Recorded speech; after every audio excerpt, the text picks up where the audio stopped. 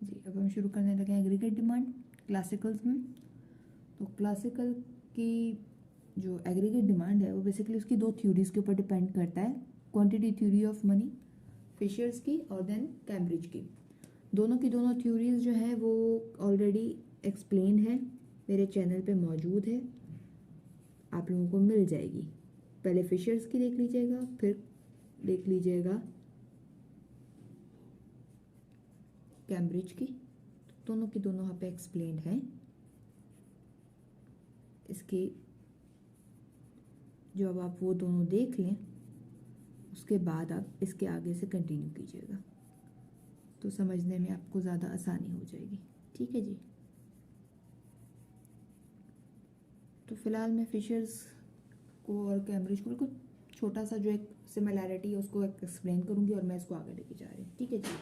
तो बेसिकली आपका जो कैम्ब्रिज है वो ये कह रहा था कि एम यानी कि जो आपकी मनी है, मनी जो है वो आपका money demand is basically is equals to के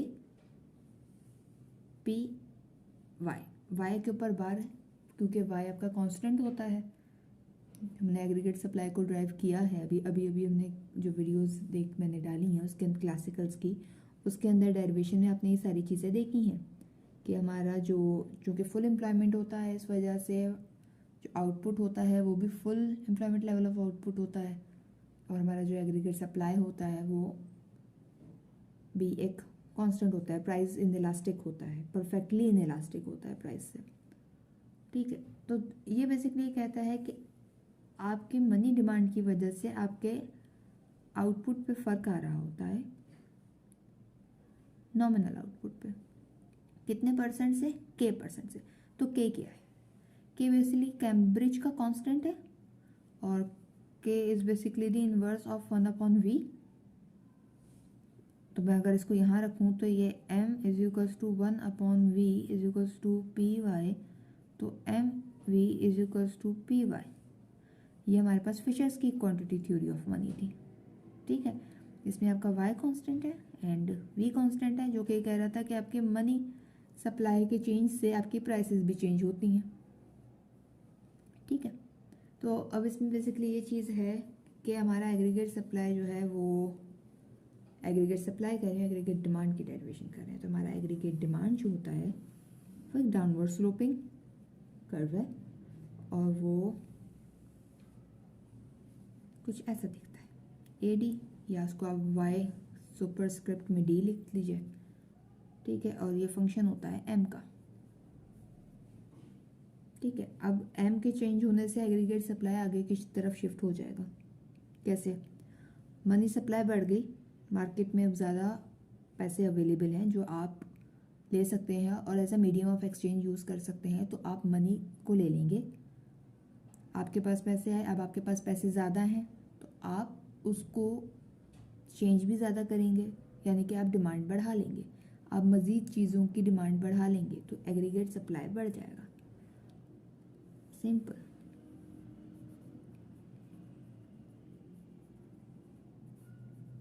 एट M2। ठीक है।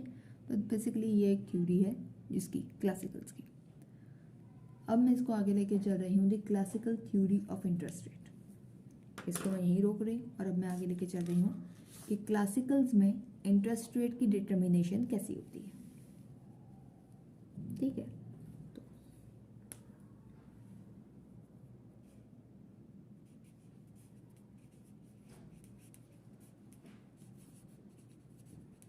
इंटरेस्ट रेट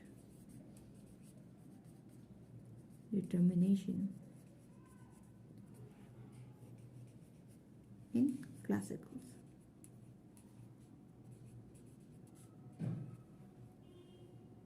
ठीक है। तो ये बेसिकली डिपेंड करेगा supply and demand of loanable funds पर। तो मैं एक एक करके दोनों को पहले एक्सप्लेन करूँगी, फिर इसका ग्राफ बनाएंगे और हम फिर इसके आगे की कहानी शुरू करेंगे। ठीक है। क्लासिकल्स की एक चीज़ को आपको याद रखना है, अजम्पशंस में लिखा था इसकी कि आपकी जो सेविंग्स है वो हमेशा इन्वेस्टमेंट के बराबर होनी चाहिए। इस बात को हमेशा याद रखना, यानी कि इसका हमेशा के लिए बराबर होने का मतलब ये है कि अगर मामूली सी भी कोई तब्दीली आती है तो एडजस्टमेंट फ़ौरन होगी। ठीक है, जल्द अज जल्द होगी ताकि कोई भी अनइक्विलिब्रियम कंडीशन ना रहे आपके लोनेबल फंड्स की मार्केट के अंदर। ठीक है, अब मैं यहाँ पे लिख रही हूँ सबसे पहले डिमांड ऑफ लोनेबल फंड्स। अब जैसे मैंने आपको शुरू में ही बताया था अजम्पशंस को एक्सप्लेन करते हुए कि आपकी कंजम्पशन जो है वो जो आपकी इनकम है बेसिकली वो कंजम्पशन और सेविंग के अंदर डिवाइड हो रही है, और saving is always equals to your investment. ये क्लासिकल्स की अजम्पशंस हैं। तो बेसिकली आपकी डिमांड लोनेबल फंड्स की कौन कर रहा होगा और सप्लाई कौन कर रहा होगा। ठीक है, तो सप्लाई तो बेसिकली वो कर रहे होंगे जो सेव कर रहे होंगे। ठीक है, यानी कि जिनकी इनकम जो है वो ज़्यादा होगी उनके कंजम्पशन से, बेसिकली दीज आर दी सेवर्स और दी सप्लायर्स ऑफ लोनेबल फंड्स। यानी इनके पास इनकी इनकम से जो है वो ज़्यादा थी, इन्होंने पैसे बचाए हैं, अब ये पैसे वो लैंड आउट कर देंगे लोगों को, उनको, दूसरों को जो कि डिमांड कर रहे होंगे। डिमांडर्स क्या करेंगे, डिमांडर्स वो पैसे लेंगे और उनके अपने इस्तेमाल के लिए इस्तेमाल करने के बाद उनको जब प्रिंसिपल अमाउंट वापस करेंगे सप्लायर्स को, तो उसके ऊपर एक एक्स्ट्रा चार्ज दे रहे होंगे जो कि कहलाएगा इंटरेस्ट रेट की पेमेंट। ठीक है, तो ये आपके पास supply and demand of loanable funds है। तो सप्लाई ऑफ लोनेबल फंड्स यानी कि आपके सेवर्स, ये जो आपकी सेविंग्स है, और डिमांड कौन कर रहा है, इन्वेस्टमेंट है।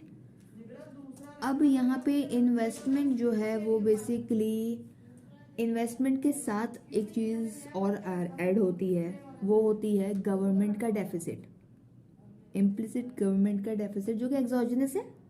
एक्सोजिनस गवर्नमेंट का डेफिसिट जो है वो डिमांड ऑफ लोनेबल फंड्स के साथ ऐड किया जाता है। उसकी बेसिकली अजम्पशन ये है कि जो भी आपके गवर्नमेंट में डेफिसिट फेस किया जा रहा है किसी भी वजह से, या टैक्सेस कम है या गवर्नमेंट के एक्सपेंडिचर ज़्यादा है, वो दोनों ही फुलफिल किए जाएंगे स्टॉक को मार्केट में फ्लो करके, स्टॉक को की खरीदो फरोख्त करके ही इस डेफिसिट को कंप्लीट किया जाएगा या डेफिसिट को बैलेंस में कन्वर्ट किया जाएगा। तो इसको मैं ग्राफ में प्लॉट करती हूँ ताकि ये ज़्यादा अच्छे से एक्सप्लेन हो सके।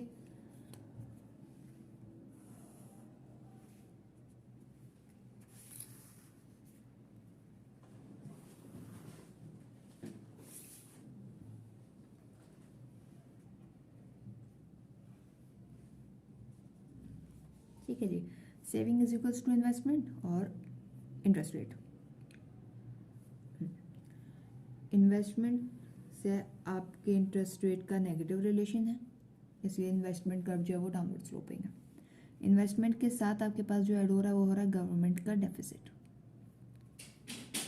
ठीक है, इसके अलावा saving is your basically the supply, that is your saving. Equilibrium का point A S is equals to 1, यानी जितनी भी सेविंग है वो हो रही है इक्वेट हो रही है इन्वेस्टमेंट से, और जो इंटरेस्ट रेट मार्केट में डिसाइड हुआ है वो आर है। अब मार्केट का स्ट्रक्चर तैयार है हमारे सामने, अब इस पे एक इफेक्ट लगा लेते हैं। ठीक है, चलो अगर यहाँ पे मैं अज्यूम करूँ कि हमारे गवर्नमेंट का जो डेफिसिट है वो किसी वजह से बढ़ गया, due to any reason government का डेफिसिट बढ़ गया। ठीक है, अब गवर्नमेंट के डेफिसिट बढ़ना बेसिकली जो है वो आपकी पॉलिसी इफेक्ट में आता है। ठीक है, अब मैं यहाँ पे फिलहाल अज्यूम करती हूँ कि गवर्नमेंट की स्पेंडिंग बढ़ गई, टैक्सेस उतने ज़्यादा नहीं थे, इस वजह से डेफिसिट बढ़ गया। ठीक है, तो यहाँ पे मैं लिख रही हूँ गवर्नमेंट की स्पेंडिंग बढ़ गई। ठीक है जी, गवर्नमेंट की स्पेंडिंग बढ़ गई। अब स्पेंडिंग बढ़ने की वजह से क्या हुआ कि जी आपको इन्वेस्टमेंट ज़्यादा चाहिए, यानी कि डिमांड ऑफ लोनेबल फंड्स बढ़ गई। अब आपने जो खराजा ज़्यादा कर लिए उनको पूरा करने के लिए पैसों की ज़रूरत है, जो कि आप इन्वेस्टमेंट की डिमांड बढ़ाएंगे या सेविंग की जो आपके पास लोनेबल फंड्स की डिमांड है वो बढ़ाएंगे। तो बढ़ाने के लिए क्या हो रहा है, आपने यहाँ से मैं चेंज करूँगा डिफरेंशिएशन के लिए। ठीक है जी, I is equals to G minus T 1। ठीक हो गया। अब ये है कि पहले तो आर था, अब आर के ऊपर तो कहानी पूरी नहीं हो रही है। अब तो आपका इंटरेस्ट रेट नई जगह पे जा रहा है, ये बी पे जाएगा, सेविंग भी बढ़ेगी, इन इक्विलिब्रियम पॉइंट बढ़ेगा, मगर ये ऐसे ही नहीं बढ़ जाएगा, कुछ तो कहानी लगेगी ना। तो रुके, अब इसकी ये है कि आपकी इस इंटरेस्ट रेट के ऊपर, ठीक है, यानी कि अगर ये वाला इंटरेस्ट रेट पहले प्रिवेल कर रहा होता जब आपकी इन्वेस्टमेंट यहाँ नहीं थी और आप यहाँ पे प्रिवेल कर रहा होता है, यानी कि ये इन्वेस्टमेंट कर्व होता, तो फिर तब यहाँ पे देख सकते हैं, यहाँ पे दो ट्राइंगल से बन रहा है। I hope so it's visible in दोनों के दरमियान में। ठीक है, एक को मैं यहाँ पे जो है नाम दे देती हूँ एक्स का, एक को मैं दे रही हूँ वाई का। ठीक है, तो एक्स वाला बॉक्स क्यों बन रहा है बेसिकली कि जैसे ही आपका इंटरेस्ट रेट नए इक्विलिब्रियम पॉइंट पे जा रहा है, यानी कि बढ़ रहा है, एडजस्ट हो रहा है, तो आपके एक्स की वजह से जो है आपकी इन्वेस्टमेंट कम हो रही है। ठीक है, और वाइज क्यों है, क्योंकि जैसे ही आपका इंटरेस्ट रेट बढ़ रहा है आपकी सेविंग भी बढ़ रही है, सेविंग बढ़ गई ना यहाँ पे। ठीक है, ये इस चीज़ को हम लोग जो है वो क्राउडिंग आउट इफेक्ट भी कहते हैं, यानी कि क्राउडिंग आउट इफेक्ट, यानी कि आपके गवर्नमेंट की स्पेंडिंग बढ़ने की वजह से आपके जो लोनेबल फंड्स की मार्केट है उसमें ऐसी तब्दीली आई कि आपके इंटरेस्ट रेट बढ़ गए। ये आपका क्राउडिंग आउट इफेक्ट है। ठीक है जी, इसके अलावा एक केस और कर सकते हैं हम, वो कह सकते हैं कि ऑटोनमस डिक्लाइन हो गया इन्वेस्टमेंट की डिमांड में, यानी कि जो इन्वेस्टमेंट का कर्व है वो किसी भी वजह से ऑटोनोमसली वो डिक्लाइन हो गया। उससे क्या फ़र्क पड़ेगा, अब उससे क्या फ़र्क पड़ेगा ये मैं आपको सिखा देती हूँ। ठीक है, ये जो है यहाँ से ये मैंने यहाँ पे बना रही हूँ, सेम ग्राफ है, सेम ग्राफ को मैं फिर से बेसिक्स को प्लॉट कर रही हूँ।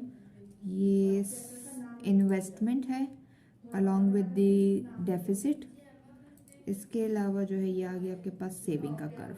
ठीक है, ये आ गया इक्विलिब्रियम का पॉइंट जिसको मैं ई नाम दे रही हूँ, इनिशियल इक्विलिब्रियम है। Saving is equals to investment हो गया एट दी इंटरेस्ट रेट, ये आपका इंटरेस्ट रेट आ गया, इनिशियल पॉइंट जो है वो इंटरेस्ट रेट का ये है।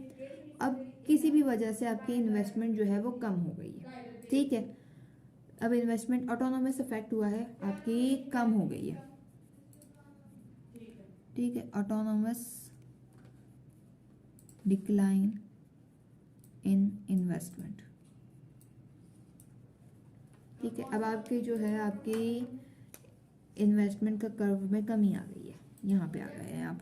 ठीक है जी, ये I1, ये I1 हो गया। अब I1 पे ये हो रहा है कि बेसिकली इस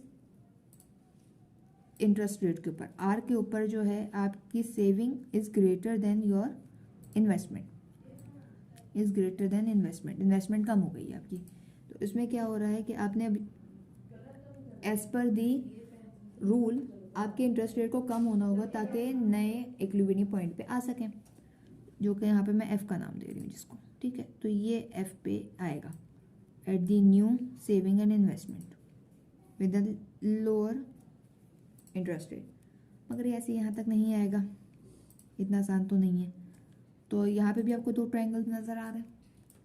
ठीक है, तो इंटरेस्ट रेट की कमी की वजह से इन्वेस्टमेंट बढ़ गई है, यानी कि पहले जब इन्वेस्टमेंट यहाँ थी तो ई टू एफ की मूवमेंट में इन्वेस्टमेंट बढ़ रही है और इंटरेस्ट रेट की कमी की वजह से सेविंग कम हो रही है, क्योंकि सेविंग यहाँ थी ना, सेविंग कम हो रही है। ठीक है। तो ये ए और बी बॉक्सेस क्यों बन रहे हैं, इसकी वजूहत मैंने आपको भी एक्सप्लेन कर दी। ठीक है जी। तो चूंकि इन्वेस्टमेंट कम हो रही है, बल्कि इन्वेस्टमेंट बढ़ रही है, सेविंग कम हो रही है इंटरेस्ट रेट की कमी की वजह से, इस वजह से ये मूवमेंट यहाँ पे आई है। ठीक है जी। तो हमने एक तरीके से फिस्कल पॉलिसी का फैक्ट देख लिया कि गवर्नमेंट स्पेंडिंग बढ़ेगी तो क्या होगा।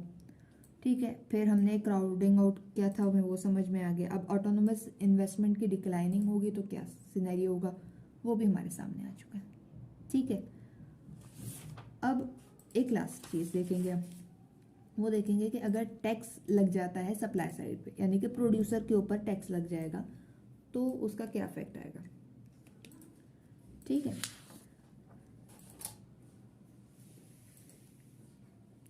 प्रोड्यूसर के ऊपर टैक्स लगेगा तो इकोनॉमी पे क्या इफेक्ट आएगा वो हम देखने लगे। टैक्स ऑन सप्लाई साइड, ठीक है जी, टैक्स लगने लगा है सप्लाई साइड पे। अब यहाँ पे मैं केस एज्यूम ये कर रही हूँ कि टैक्स में कमी हो गई है, यानी टैक्स पहले ज़्यादा था, टैक्स में कमी हो गई है। ठीक है। अब टैक्स की कमी, टैक्स रेट डिक्लाइन का केस है यहाँ पे। ठीक है जी। अब मैं एक चीज़ बनाऊंगी, आप दूसरे की प्रैक्टिस खुद कर सकते हैं, उसकी राइजिंग का इफेक्ट आप खुद जो है यहाँ पे कर सकते हैं, निकाल सकते हैं, बना सकते हैं। प्रैक्टिस भी आपकी अलग हो जाएगी और सब कुछ। ठीक है जी। अब ये यहाँ पे मैं तीनों ग्राफ्स बनाऊंगी जिसमें मेरा लेबर मार्केट का इक्विलिब्रियम होगा, प्रोडक्शन फंक्शन होगा और फिर वो एग्रीगेट डिमांड और एग्रीगेट सप्लाई के ग्राफ्स होंगे। ठीक है जी। तो पहला जो है वो होगा लेबर का, दूसरा जो है वो मैं प्रोडक्शन फंक्शन ड्रॉ कर रही हूँ और तीसरे में जो है वो एग्रीगेट सप्लाई और एग्रीगेट डिमांड होगा। ठीक है। पहले मैं यहाँ पे बेसिक बना रही हूँ। ये हो गया हमारे पास लेबर की सप्लाई, ये हो गया लेबर की डिमांड, एन यहाँ पे आ गई रेलवेज, ये आ गया इक्विलिब्रियम का पॉइंट जिसको मैं ई से डोनेट करूँगी हर जगह पे, ताकि ये चीज़ फाइनलाइज रहे कि हम इसको एज एन इनिशियल पॉइंट ले रहे हैं। ठीक है। फिर आ गया प्रोडक्शन फंक्शन, ये बन गया हमारा प्रोडक्शन फंक्शन।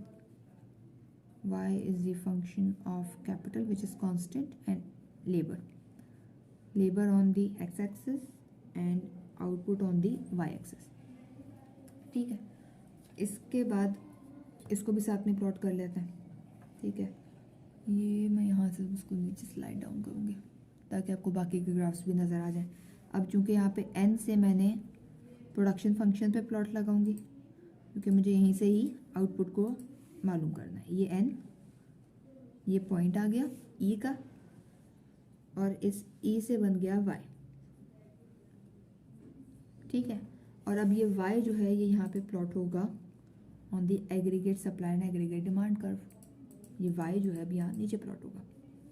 यहाँ पे आ जाते हैं, ये आ गया आपके पास आपका एग्रीगेट डिमांड और ये n से ही आपके पास नीचे बन जाएगा एग्रीगेट सप्लाई और ये रहा आपके पास e पॉइंट, इक्विलिब्रियम का पॉइंट। यहाँ पे आपके पास आ गया y और यहाँ पे आ गया प्राइस और ये हो गया y। ये कौन सा y है, वही y है जो भी हमने n से के थ्रू प्रोडक्शन फंक्शन से डिटरमाइन किया है। ठीक हो गया। और e से हमारे पास आ गई इसकी प्राइस। ये तुम्हारे पास बेसिक जो पॉइंट था वो बन गया। अब हमने करनी है इसके अंदर तब्दीली, चेंजेस करेंगे हम इसके अंदर। तो अब ये है कि हमारे पास टैक्स जो है वो कम हो गया, टैक्स की कमी हुई है सप्लाई साइड पे। तो यहाँ पे हम आएंगे, बिस्मिल्लाह यहाँ से करेंगे। और यहाँ पे ये होगा कि हमारे पास चूँकि टैक्स की कमी हुई है तो अब इनकम ज़्यादा है। ठीक है। अब लोग अपनी जो है वो सप्लाई को मज़ीद कम कर देंगे। तो सप्लाई का कर्व जो है वो rightward, downward and rightward shift हो जाएगा NS at the new tax rate. ठीक है। At the same given labour demand. E point से ये F पे शिफ्ट हो जाएगा जिसमें हमारी N बढ़ जाएगा, यानी कि जो full employment level of equilibrium, full employment है पॉइंट, वो बढ़ जाएगा at the lower wage. Lower wage, ठीक है। अब चूंकि ये n बढ़ गया है तो हम प्रोडक्शन फंक्शन पे भी इसको चेक करेंगे। तो यहाँ से मैं इसको स्लाइड डाउन नीचे कर रही हूँ, ठीक है। ये n आ गया, ये यहाँ पे, ठीक है जी, ये आ गया n डैश। और इस n डैश से ये तो अंदाज़ा हो रहा है कि e से मुकाबले में जो है f जो है वो एक हायर पॉइंट पे, तो y जो है बेसिकली आपका इससे ज़्यादा ही होगा। बहुत माइनर सा चेंज आपको नोटिस हो रहा होगा वहाँ पर, ठीक है। तो y डैश ज़्यादा है। अब चूंकि n डैश बढ़ गया और आपके n डैश की वजह से आपका y डैश भी जो है वो पहले वाले इक्विलिब्रियम पॉइंट से ज़्यादा है, तो at the same given aggregate demand आपका आउटपुट बढ़ जाएगा। आउटपुट बढ़ने से आपका एग्रीगेट सप्लाई आगे शिफ्ट हो जाएगा वाई एस डैश, और आपका प्राइस लेवल जो है इकॉनमी का वो पी डैश हो जाएगा। ये आपके पास जो है सप्लाई साइड पे अगर टैक्स इम्प्लीमेंटेशन होगी तो उसका इफेक्ट है। अब एक बात और, मॉनेटरी पॉलिसी आप उनको इग्नोर नहीं कर सकते कि मॉनेटरी पॉलिसी भी एक है और उसका इफेक्ट क्या होगा। तो बेसिकली हमने यहाँ पे जो सारी चीज़ों का इफेक्ट चेक किया है, यानी गवर्नमेंट की स्पेंडिंग का, टैक्स का, ऑटोनोमस इन्वेस्टमेंट की कमी का, वो हमने देखा है रियल टर्म्स के ऊपर। और मनी जो है वो रियल वेरिएबल्स को अफेक्ट नहीं करता। ये है क्लासिकल की सोच, यानी कि मनी की वजह से जो मैंने ग्राफ में तब्दीली की थी, जो मैंने आपको लेबर डिमांड और लेबर सप्लाई में तब्दीली करके दिखाई थी, वो जो थे वो रियल वेरिएबल्स नहीं थे, वो नॉमिनल वेरिएबल्स थे, जिसकी बुनियाद पे मैंने करके आपको वो दिखाई थी। तो इस वजह से क्लासिकल्स में मॉनेटरी पॉलिसी जो है वो काम की नहीं है,